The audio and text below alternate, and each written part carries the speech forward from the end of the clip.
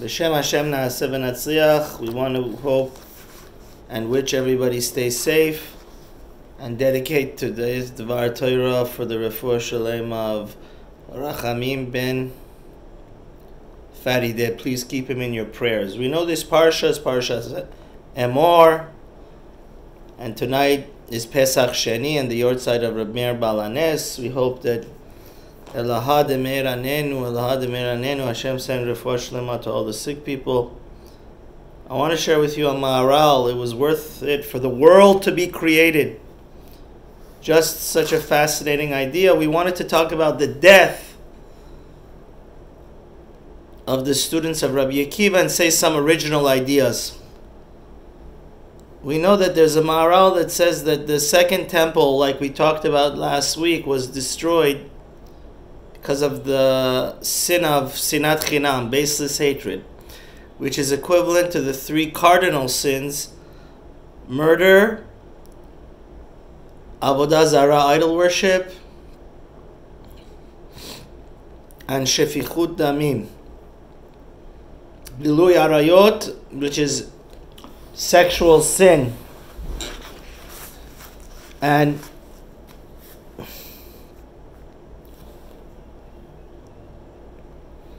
the Maharal says something fascinating here in his Sefer Or Chadash, page 70.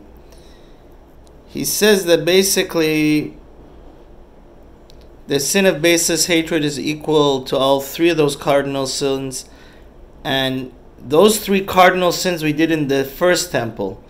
That's why God sent us Nebuchadnezzar, that destroyed the first temple and wanted to force us to do avodah zarah. In what merit did we get saved? In the merit of Hananiah, Mishael, and Azariah.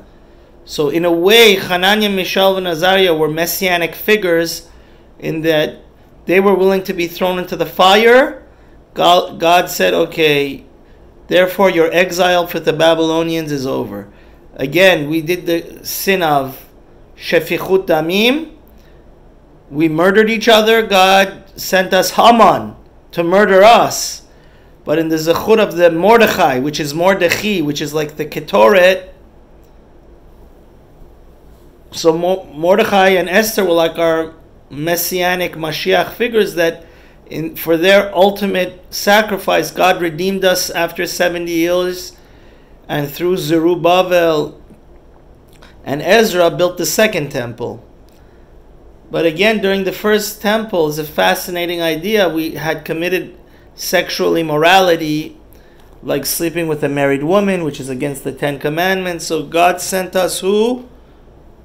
The Greeks, that they would sleep with any bride, Kala, before the night of her wedding, the general. So God sent us the Kohanim, which are holy, which are the polar opposite of Gilui Arayot, of unholiness. And they actually made a decree that whoever marries a shiksa is going to get karet. So they were the embodiment of holiness and were willing to sacrifice themselves to rededicate the temple in holiness. And that's why God saved us. The miracle of Hanukkah had to come to the Kohanim, because the ultimate dirtiness is sexual sin, and the ultimate holy people that are the Kohanim.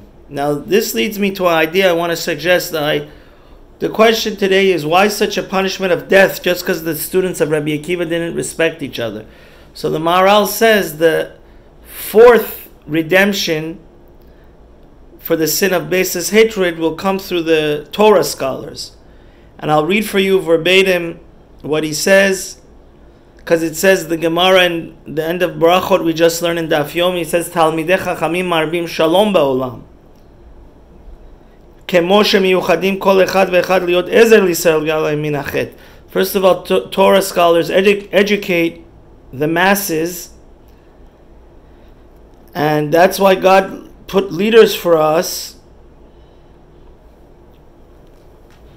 to help us spread love and unity, like our Kohen Gadol, the Chafetz Chaim, and stop why the second temple was destroyed, which was baseless hatred and infighting between the Jews.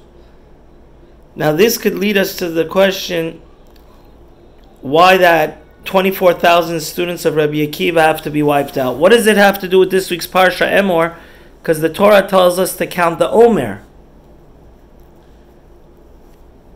The days of Omer, the Ramban says, are like days of Chol HaMoed between Pesach and Shavuot.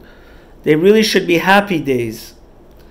But why did they turn over into days of tragedy?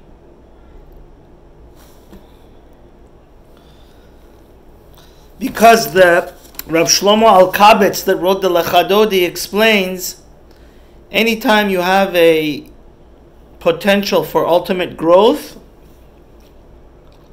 when you forsake that growth and you don't take opportunity, it's more susceptible to get punished. But with this Maharal, we could understand why they had to receive such a hard punishment, the students of Rabbi Akiva. The reason that we will come out of this bitter, we saw how many people have passed away from the C-19 virus. The only way we're going to get redeemed is Talmidei Chachamim Marbim Shalom, if they create peace. But if the Torah scholars don't respect each other and don't hold of each other, that's not peace, that's not unity. That's why we need Torat Chesed. The Maharal is saying clearly, what got us into this mess was baseless hatred. What will bring us out is love and peace. If people don't respect each other, that's the furthest thing from love and peace. That's why they didn't have Torat Chesed. And we need a Torah of kindness, of respect. And it could be that this is the pshat that we say, if the rabbi, if the Torah teacher is like an angel, im harav domeh lamalach Hashem sevakot yevakesh Torah mipihu. You should accept Torah from him.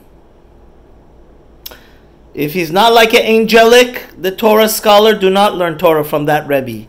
It could be, we could suggest the pshat that in davening, Rav Wolbe brings this idea down, that the angels are always respecting each other. וכולם מקבלים עול מלכות שמיים זה מזה ונותנים רשות זה לזה להקדיש ליוצרם בנחת רוח בשפה ורמה נעימה כולם קדושה כאחד עונים באימה. The angels are unified when they sing the praises of God. They each give each other permission to be first and sing the praises of God. Very humble and unified.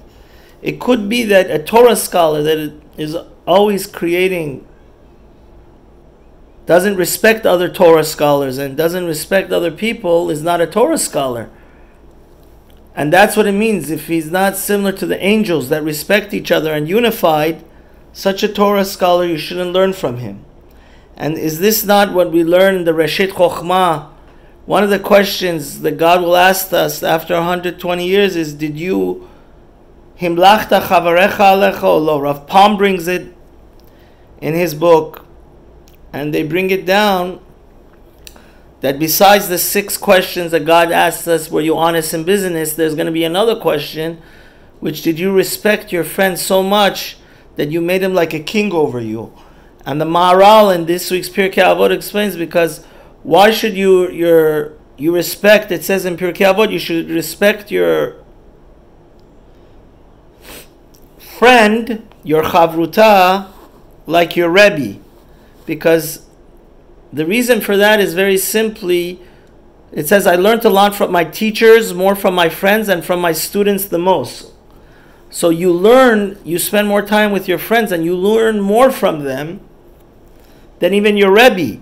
That's why you should respect them like your Rebbe. So this lack of respect, the whole key to bringing Mashiach, the Maharal explains, is a type of Torah scholar that brings peace and unity. Since they weren't that type of Torah scholar, they would not have brought the Torah of kindness into the world, and that's why we can explain, according to this Maharal, why they had to be eliminated. And may God help us to be like the angels that respect each other and Everybody stay safe and have a wonderful Pesach Sheni. Amen.